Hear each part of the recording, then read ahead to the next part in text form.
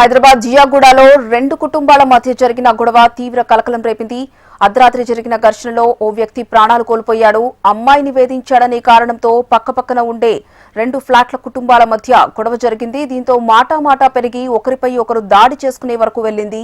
అయితే ఈ దాడిలో అబ్దుల్ అజీజ్ అనే వ్యక్తికి తీవ్ర గాయాలు కాగా కుటుంబ సభ్యులతో కలిసి పోలీసులకు ఫిర్యాదు చేయడానికి వెళ్లాడు.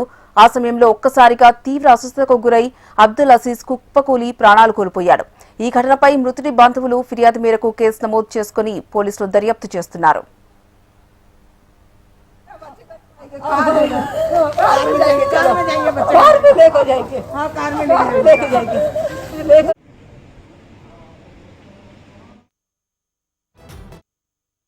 आज इवनिंग 3:30 टाइम पे एक आदमी, इनका नाम अब्दुल अजीज, एक छोटा बेबी का मिसयूज करे, इनका body parts private parts touch करे तो इनो भाग चला गया।